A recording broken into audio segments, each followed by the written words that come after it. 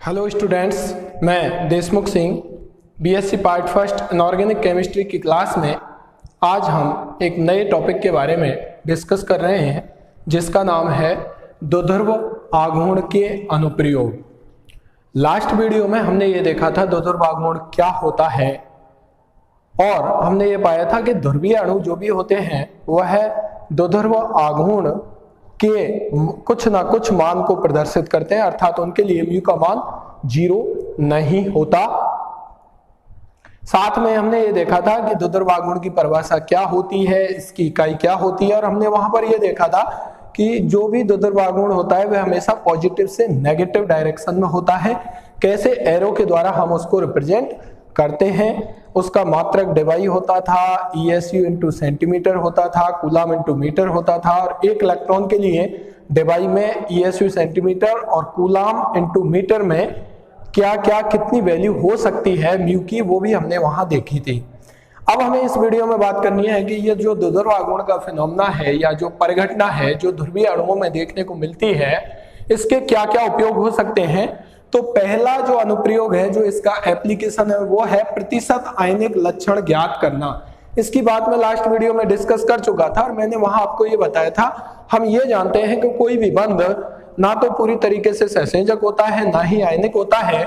किसी भी सहसंयोजक बंध में आयनिक लक्षण होते हैं और आयनिक बंध में सहसंयोजक लक्षण भी होते हैं।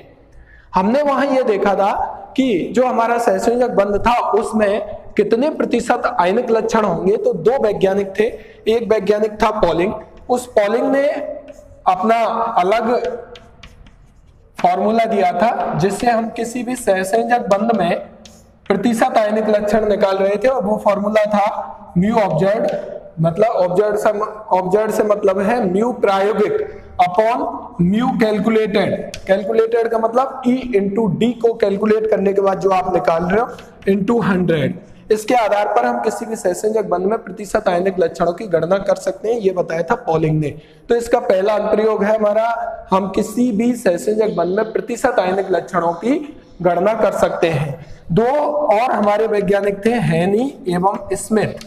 उन्होंने भी किसी भी सहसंयोजक बंध में प्रतिशत आयनिक लक्षणों को ज्ञात करने के लिए एक अलग फॉर्मूला दिया था, वो मैंने आपको बताया था 16xa minus XB plus 3.5 XA minus XB का स्क्वायर, जहां पर XA आपका अधिक ऋण विद्युतीय तत्व था।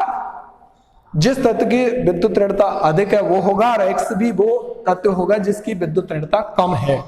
तो इस आधार पर पॉलिंग और हेनरी एवं स्मिथ के दोनों फॉर्मूलों के आधार पर हम आसानी से किसी भी अणु में जिसमें सहसंयोजक बंध उपस्थित है उसमें कितने प्रतिशत आयनिक लक्षण होंगे, आसानी से इसकी गणना हम कर सकते हैं। यह तो बात हुई इसके पहले अनुप्रयोग की। अब हम बात करते हैं दूसरे अनुप्रयोग की। दूसरा अनुप्रयोग है हमारा अणुओं की ज्यामिति का निर्धारण। अणुओं की ज्यामिति का निर्धारण सामान्यतः हम संकरण के आधार पर करते हैं। जैसा भी किसी भी अणु में कोई केंद्रीय परमाणु होता है, उस पर जैसा संकरण निकल के आता है ज्यामिति हम उस हिसाब से देखते हैं, और बेस्पर के आधार पर हम उसकी संरचना का निर्धारण भी कर लेते हैं। लेकिन द्विध्रुव आघूर्ण के आधार पर हम किस तरीके से अणु की ज्यामिति का निर्धारण करेंगे, तो देखिए यहाँ पर हम दो तरीके के अणु ले रहे हैं। एक है हमारे पास सममित बहुपरमाणुक अणु, एक है मेरे पास असममित बहुपरमाणुक अणु। आप ये जानते हैं कि ये द्विध्रुव आघूर्ण का जो फिनोमेना है, अर्थात mu is not equal to 0 जिन अणुओं के लिए होता है, वो अणु हमारे कैसे अणु कहलाते हैं, ध्रुवीय अणु। और जिन अणुओं के लिए म्यू का मान 0 होता है वो कैसे कहलाते हैं, हमारे अध्रुवीय अणु।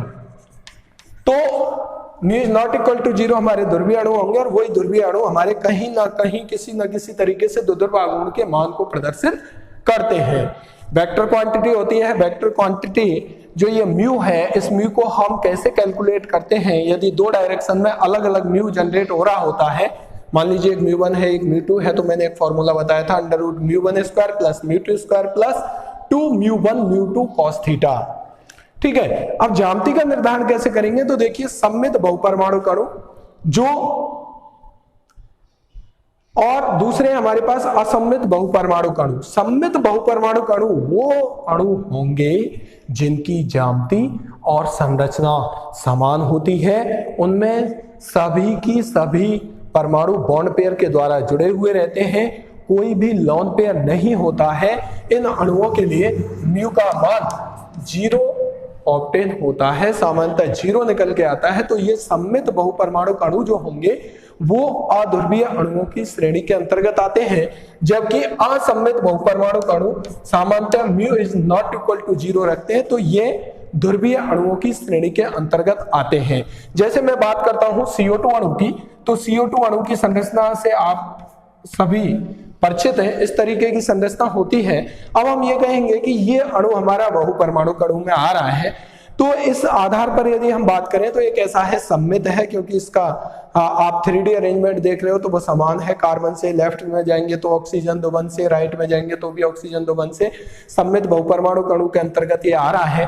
तो देखिए कार्बन और ऑक्सीजन में से ऑक्सीजन की इलेक्ट्रोनेगेटिविटी ज्यादा है। मैंने आपको बताया था कि म्यू की जो डायरेक्शन होती है वो पॉजिटिव से नेगेटिव की ओर होती है, इसकी इलेक्ट्रोनेगेटिविटी ज्यादा है, तो इधर पार्शियल नेगेटिव आएगा, इधर पार्शियल पॉजिटिव आएगा।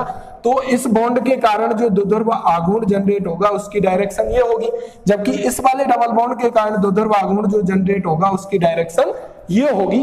चूंकि दोनों ही दिशाओं में उत्पन्न होने वाला द्विध्रुव आघूर्ण एक दूसरे के समान है, मान लीजिए इसको मैंने ले लिया μ1, इसको ले लिया मैंने μ2, तो दोनों ही दिशाओं में जो उत्पन्न हो रहा द्विध्रुव आघूर्ण है, इस बॉन्ड के कारण इतना, इस बॉन्ड के कारण इतना, वो समान है, परंतु दिशा में विपरीत है, अतः वे एक दूसरे के प्रभाव को निरस्त कर देंगे। तो निरस्त करने के कारण μ1 इक्वल टू क्या हो जाएगा, μ2, लेकिन इनकी डायरेक्शन क्या है, कैसी है, रिवर्स है। तो मैं ये कहूंगा इसके लिए टोटल म्यू का मान क्या निकल करके आएगा, 0। तो ये हमारा होगा अध्रुवीय अणु सममित बहुपरमाणु अणु। फॉर एग्जाम्पल हम बात करते हैं किसकी, BF3 अणु की। तो देखिए BF3 अणु त्रिकोणीय समतलीय होता है, आप जानते हैं कुछ इस तरीके का। ये रहा, यदि हम BF3 अणु की बात कर रहे हैं तो देखिए BF3 अणु में यहां आप देखेंगे बोरॉन और फ्लोरीन में से फ्लोरीन की विद्युत ऋणता ज्यादा है, तो द्विध्रुव आघूर्ण की दिशा ये पॉजिटिव होगा, ये नेगेटिव होगा, पॉजिटिव से नेगेटिव की ओर होगी। इस बंध के कारण द्विध्रुव आघूर्ण की दिशा हमारी किधर होगी, इधर होगी, और इस बंध के कारण द्विध्रुव आघूर्ण की दिशा हमारी किधर होगी, इधर होगी।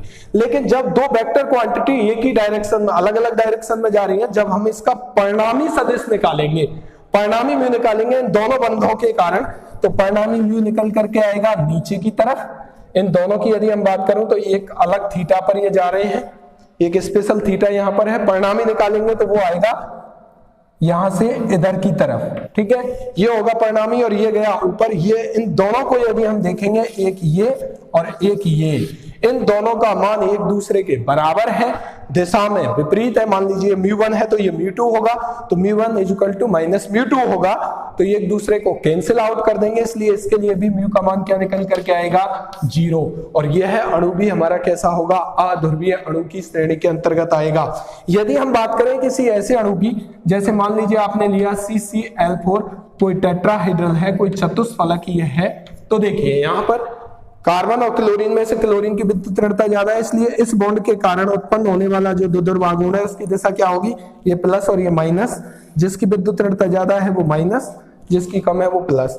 इस बंध के कारण इधर की तरफ, इस बंध के कारण कार्बन से क्लोरीन की तरफ, और इस बंध के कारण कार्बन से क्लोरीन की तरफ। ये तीन बंध यहाँ आपको दिखाई दे रहे हैं, इन तीनों का निकलेगा एक परिणामी, और परिणामी क्या निकलेगा, वो ऊपर से नीचे की तरफ। इसकी और इसकी यदि हम बात करें, क्योंकि ये तीन किसमें समाहित हो गए, इसमें मैंने कहा था यदि आपके पास दो या दो से अधिक प्रकार के सदिश हैं तो उनका हम परिणामी सदिश निकालते हैं। उसका मैंने फॉर्मूला बताया था, μ1 square plus μ2 square plus 2 μ1 μ2 cos theta का अंडर रूट।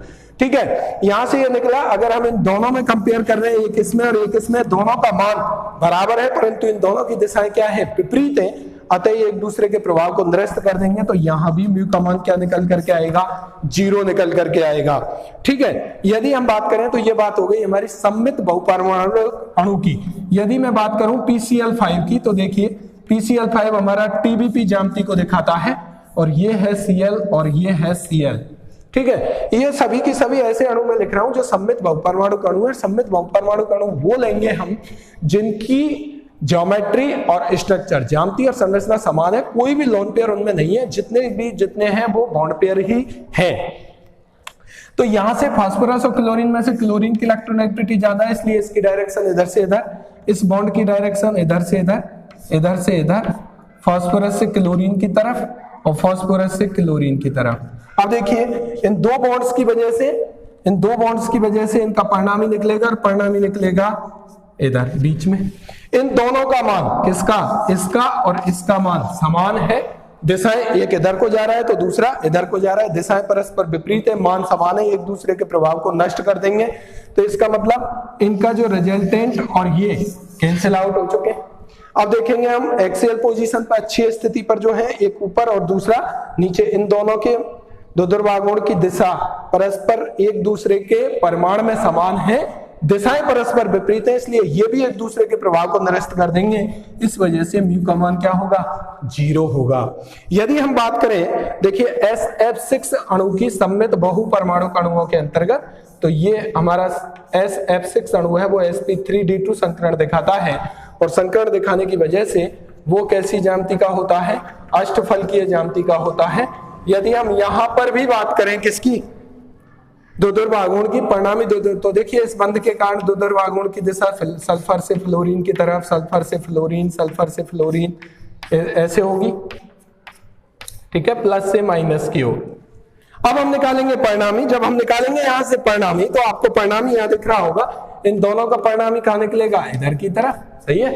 इन दोनों वेक्टर्स का परिणामी कहां निकलेगा, बीच में। तो ये एक दूसरे के प्रभाव को क्या कर देंगे, कैंसिल आउट। इन दोनों का, ये ऊपर और ये नीचे, ये एक दूसरे के प्रभाव को क्या कर रहे हैं, कैंसिल आउट। तो इसका म्यू का मान क्या आ जाएगा, 0। इस तरीके से हम बात करते हैं कि जो सममित बहुपरमाणु अणु होते हैं, जिनके पास सभी के सभी बॉन्ड पेयर होते हैं, कोई भी लोन पेयर नहीं होता, उनका जो ध्रुवागुण का मान है वो 0 निकल करके आता है, वो अणु अध्रुवीय अणुओं की श्रेणी के अंतर्गत आते हैं। यदि हम बात करें असममित बहुपरमाणु अणुओं की, तो असममित बहुपरमाणु अणु में दो ध्रुवागुण का कुछ ना कुछ मान होता है, म्यू नॉट इक्वल टू 0 होता है। उस स्थिति में हम ये कह सकते हैं कि वो अणु ध्रुवीय अणुओं की श्रेणी के अंतर्गत आते हैं।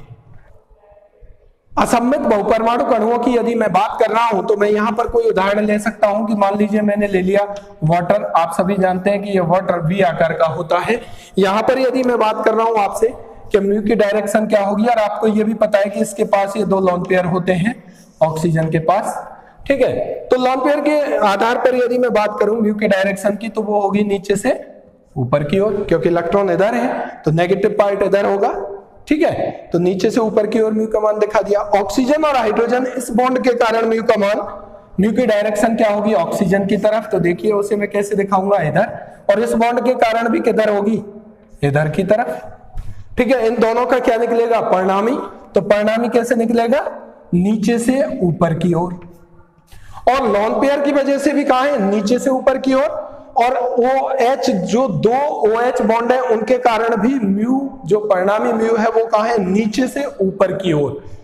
और लोन पेयर की वजह से नीचे से ऊपर की ओर। चूंकि इन दोनों द्विध्रुव आघूर्णों के मान जो है, इनकी दिशा क्या है, एक दूसरे के समान है, अतः ये एक दूसरे के प्रभाव को कभी भी निरस्त नहीं करेंगे। इसलिए इस अणु का जो द्विध्रुव आघूर्ण है, वो द्विध्रुव आघूर्ण कभी भी 0 नहीं होगा। और 0 नहीं होगा तो यह अणु किस अणु की श्रेणी में आएगा, ध्रुवीय अणु की श्रेणी के अंतर्गत आता है। जैसे मैं बात करूं कि मान लीजिए आपके पास है, एक है NH3, ये क्वेश्चन आता है आपका पेपर में कि एक है अमोनिया का अणु और एक है NF3, किस अणु का द्विध्रुव आघूर्ण ज्यादा होगा और किस अणु का द्विध्रुव आघूर्ण कम होगा। और यहां पर आपको पता है, जब आप संकरण निकालते हो तो यहां पर एक लोन पेयर यहां भी है और यहां भी है। तो देखिए इस बॉन्ड के कारण, बॉन्ड तो नहीं है, लोन पेयर की वजह से यहां पर द्विध्रुव आघूर्ण की दिशा नीचे से ऊपर की ओर। नाइट्रोजन और हाइड्रोजन वाले बॉन्ड में क्या होगा, नाइट्रोजन और हाइड्रोजन वाले बॉन्ड में नाइट्रोजन की इलेक्ट्रोनेगेटिविटी ज्यादा है, इसलिए ये होगा प्लस तो ये होगा माइनस, तो द्विध्रुव आघूर्ण की दिशा होगी ये। इस बॉन्ड के कारण ये नीचे से ऊपर की ओर, इस बॉन्ड के कारण नीचे से ऊपर की ओर। अब निकलेगा इन तीनों बॉन्डों का परिणामी। परिणामी जब यहां निकलेगा तो वो परिणामी निकलेगा कुछ इस तरीके से, ठीक है। इन तीनों बॉन्ड की वजह से जो रिजल्टेंट आया वो रहा ये। क्योंकि दोनों ही द्विध्रुव आघूर्ण की दिशाएं क्या है, एक समान है, इसलिए म्यू का मान क्या होगा, नॉट इक्वल टू 0। ठीक है, यदि हम बात करें यहां पर तो देखिए इस लोन पेयर की वजह से नीचे से ऊपर की ओर, लेकिन यहां पर मैं बात कर रहा हूं नाइट्रोजन और फ्लोरीन में से फ्लोरीन की विद्युत ऋणता ज्यादा है, तो वो आएगा यहां। ठीक है, क्योंकि फ्लोरीन नेगेटिव और ये positive, positive negative, positive negative. ठीक है, अब इन तीनों की वजह से डायरेक्शन कहां आएगी, ऊपर से नीचे की ओर। सही है, इन तीनों का परिणाम, तो ये एक दूसरे को कैंसिल आउट करेगा, क्योंकि इन दोनों की दिशा क्या है, एक दूसरे के विपरीत है, कैंसिल आउट तो करेगा, लेकिन इन दोनों के परमाणु जो है वो अलग अलग है। परमाणु अलग होने का मतलब है ये ऊपर की ओर जितने बल से खींच रहा है, नीचे की ओर उससे ज्यादा बल से खींच रहा है, बराबर बल से नहीं खींच रहा है। दिशाएं जरूर एक दूसरे के विपरीत हैं, परंतु इन दोनों सदिश राशि, मान लीजिए μ1 है, ये μ2 है, दिशाएं जरूर एक दूसरे के विपरीत हैं, लेकिन ये परमाणु में समान नहीं है। अतः ये टोटल एक दूसरे के प्रभाव को निरस्त नहीं कर पाते, और यह अणु μ इज नॉट इक्वल टू 0 के अंतर्गत आता है। अब हम बात करें कि यहां पर द्विध्रुव आघूर्ण का मान किसका ज्यादा होगा, तो ऑब्वियसली इसका ज्यादा होगा, किसका, NH3 का। किससे, NF3 से मान ज्यादा आता है, और यहां पर म्यू का मान लगभग आता है 1.85 डिवाई, और यहां पर म्यू का मान आता है 0.23 डिवाई। ठीक है, ऐसा क्यों है, क्योंकि यहां पर दोनों जो हमारे पास म्यू के मान आए हैं वो दिशा में एक दूसरे के क्या है, समान है। ठीक है, और यहां पर एक दूसरे के दिशा में विपरीत है, परमाणु में समान जरूर नहीं है, तो एक दूसरे के प्रभाव को कम करेंगे तो कुछ ना कुछ इसका मान जो है वो कम होगा, लेकिन टोटल कैंसिल आउट नहीं होगा, इसलिए इसका म्यू का कुछ ना कुछ मान निकल के आएगा, और ये दोनों ही अणु किसके अंतर्गत आएंगे, ध्रुवीय अणुओं के अंतर्गत आते हैं। एक क्वेश्चन और आता है कि एक है आपके पास H2O और एक है आपके पास H2S। ठीक है, तो यहां पर भी आपको दिख रहा होगा कि यहां पर भी वही स्थिति है। यहां से आप देखेंगे तो वही हाइब्रिडाइजेशन है, 2 लोन पेयर है। अब हम बात करें यहां से, तो देखिए यहां से इन दोनों की वजह से द्विध्रुव आघूर्ण की दिशा ये प्लस और ये माइनस, प्लस और माइनस, तो ये भी द्विध्रुव आघूर्ण की दिशा इधर, इस बॉन्ड के कारण द्विध्रुव आघूर्ण की दिशा भी इधर होगी। इसका मतलब जो रिजल्टेंट आएगा इन दोनों बॉन्डों की वजह से वो कहां आएगा, नीचे से ऊपर की ओर। यहां भी ऐसा ही हो रहा था। अब बात आती है कि H2 और H2S में किसका द्विध्रुव आघूर्ण ज्यादा होगा। ये हमको पता चल गया कि इसके लिए mu is not equal to 0 होगा, इसके लिए भी mu is not equal to 0 होगा। तो मैंने आपको बताया था कि जो म्यू है वो किसके समानुपाती होता है, डेल्टा EN। जितना ज्यादा विद्युत ऋणता में अंतर होगा म्यू का मान उतना ही ज्यादा होगा। अब देखिए यहां पर और यहां पर ये वाला परमाणु में समान, क्योंकि 2 लोन पेयर हैं, 2 लोन पेयर हैं। बात आती है यहाँ हाइड्रोजन है, यहाँ हाइड्रोजन, विद्युत ऋणता की बात आती है केंद्रीय परमाणु की। यहाँ है सल्फर और यहाँ है ऑक्सीजन, तो यहाँ पर इन दोनों बॉन्डों के SH बॉन्ड और यहाँ है OH बॉन्ड, तो OH बॉन्ड में ध्रुवीय गुण SH बॉन्ड की तुलना में ज्यादा होंगे। क्यों, क्योंकि यहाँ पर विद्युत ऋणता में अंतर ज्यादा है O और H की में, S और H की विद्युत ऋणता की तुलना में। तो जितना ज्यादा विद्युत ऋणता में अंतर होगा म्यू का मान उतना ही ज्यादा होगा। इसलिए यदि हम बात कर रहे हैं H2O और H2S की, तो H2O में द्विध्रुव आघूर्ण का मान ज्यादा निकल करके आएगा, क्योंकि वहां पर विद्युत ऋणता में OH बॉन्ड की विद्युत ऋणता अधिक है, विद्युत ऋणता में जो अंतर है वो अधिक है किसकी तुलना में, SH बॉन्ड की तुलना में। ठीक है, इस तरीके से हम देखते हैं, कुछ क्वेश्चंस आते हैं, वो क्वेश्चन आप इस तरीके से देख सकते हैं। तीसरा अनुप्रयोग जो हम बात करने वाले हैं वो है ज्यामितीय समावयवियों का निर्धारण।